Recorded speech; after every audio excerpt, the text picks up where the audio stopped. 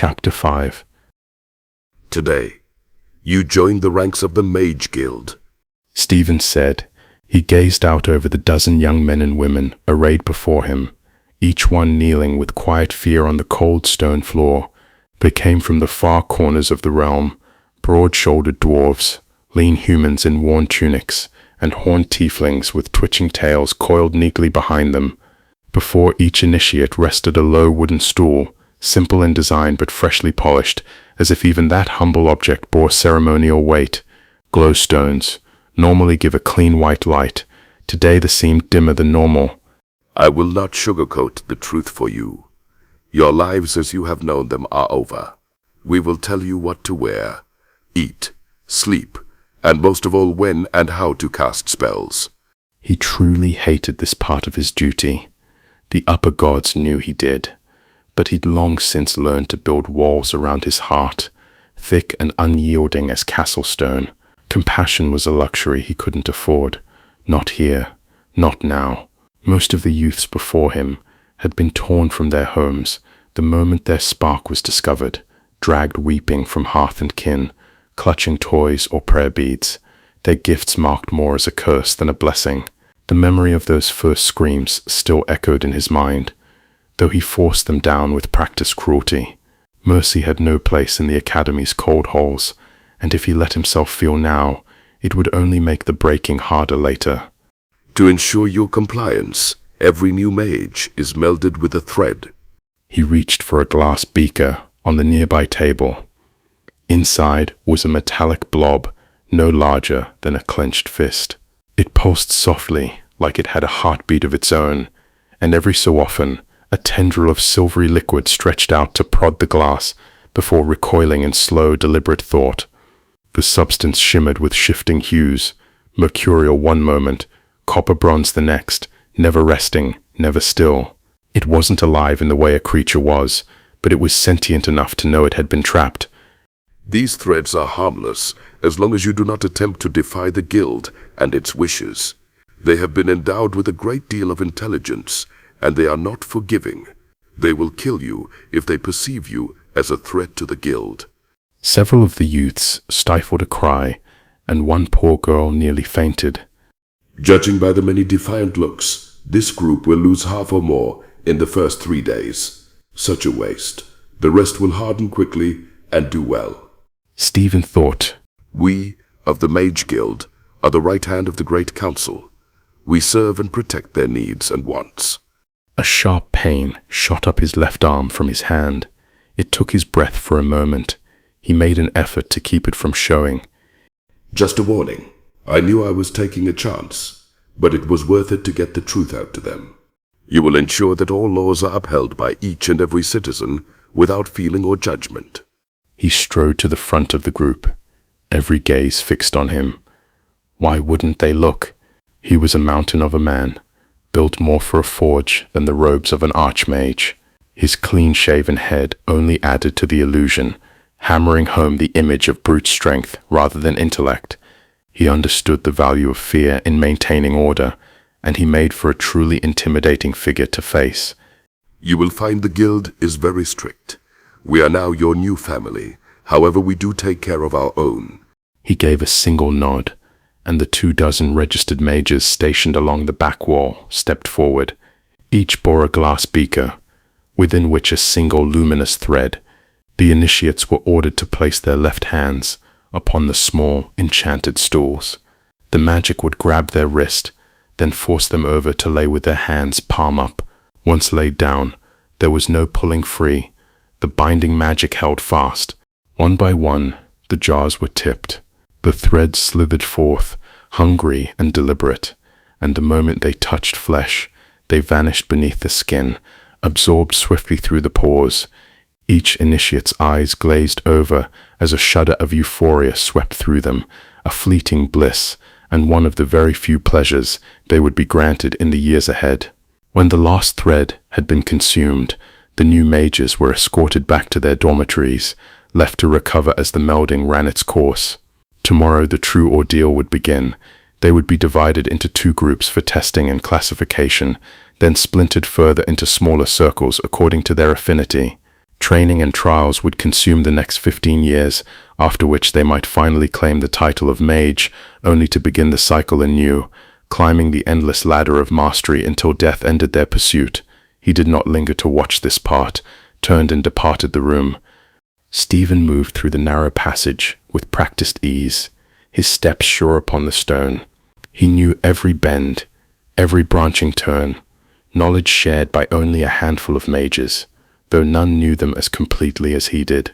These hidden corridors were his refuge, one of the few privileges of his station as Archmage, granting him the solitude he craved. Often he wondered at the tunnel's age. Norof had been razed 2 centuries ago during the revolt against the First Great Council, then rebuilt from its ashes. Yet Stephen suspected that these passages endured from that earlier city, remnants of a foundation no rebellion could fully erase. A small globe of light hovered just above and behind him, its glow washing the stone walls in pale illumination. In his hand he carried a torn scrap of parchment, ragged along the edges as if wrenched from the binding of a book. If the author is correct, this may be the key that may set us free at long last. It is just a good thing the threads cannot read our thoughts. I would have been dead a long time ago. A faint tingle ran through Stephen's left hand, as if it knew his thoughts. He dismissed it. This stretch of tunnel always stirred the sensation. Here, the passage drifted into the astral plane, and walking it was like stepping into a bubble apart from the world. The air froze, soundless and still, the light unmoving. Each time it left him with the unsettling impression that he had stepped outside of reality. For once he allowed himself to feel for the thread in his hand, though the gesture was more out of unease than need. This section had always unsettled him. At last he came to what appeared to be a dead end, the smooth wall giving no hint of a doorway. Raising his hand, he murmured the words that dissolved the wizard's seal without triggering its defense. The stone shimmered like water struck by a pebble, rippled, then vanished with a soft pop, leaving behind only darkness. Without pausing to admire the magic, Stephen stepped through into his office. His chambers were stark by choice. A battered desk, a deep plush chair, and carefully arranged lighting made up the whole. Visitors found themselves bathed in a circle of light, while he remained cloaked in shadow, a deliberate design, one that left most uneasy, unable to read his expression. Several subtle spells enhanced the effect, sharpening their discomfort and giving him every advantage in the exchange. Stephen sank into his chair and pulled open the bottom drawer. From within he withdrew a thick folder, heavy with parchment. He leafed through sketches, glyphs, and fragments, pausing midway. From inside his robes, he withdrew the torn page he had carried through the tunnels and carefully set it alongside several others whose markings matched. The question now is, how do I get the last page out of the sage's great library without their knowledge? I know it will have the final piece I need to remove this curse the Great Council has placed on us. They will pay a heavy price for making us their lapdogs for so long. Stephen studied the image on the newly acquired page. It was a precise diagram of the thread itself, accompanied by a list of the components required to craft one. Such knowledge was never meant to exist outside the strictest confines of the Great Council, which went to extraordinary lengths to bury it.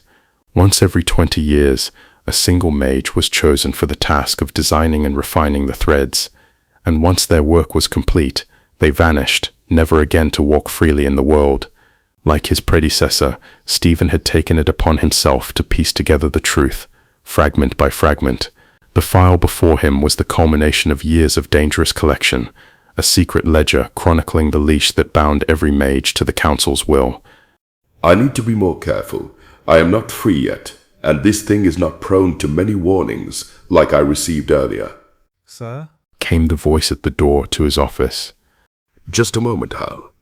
He carefully closed the folder and stuffed it back into the drawer. Come. He disliked how gruff he sounded, though everyone on his staff knew how he hated to be disturbed.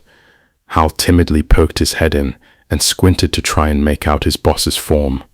It had better be urgent. Hal swallowed hard at the stern tone, drawing in a deep breath before forcing himself fully into the room. Stephen nearly scowled at his assistant's hesitation, though the shadowed desk kept the expression hidden. Still, the man's unease was plain. Hal's eyes darted like a cornered animal's, his posture taut, as if he might bolt for the door at any moment. With visible effort, he steadied himself and stepped forward, each pace deliberate, until he stood before the desk. "All right, out with it, man. I don't have all day." Sir, they are playing God's chess again.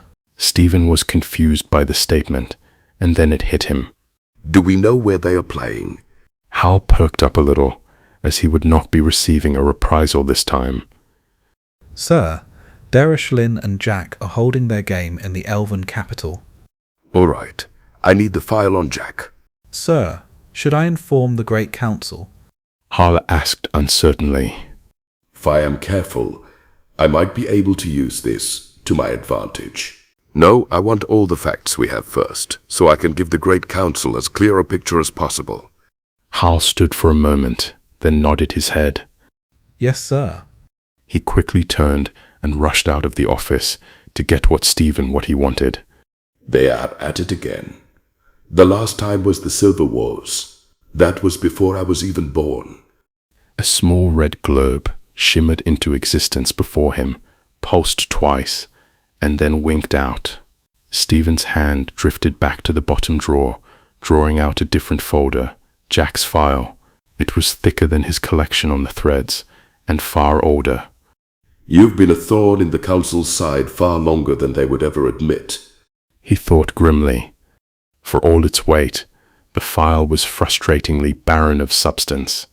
Page after page contained only sightings, names of associates, and second-hand accounts. Yet one entry gave him pause. Though Jack bore every appearance of a man, the file suggested he had survived the Light War.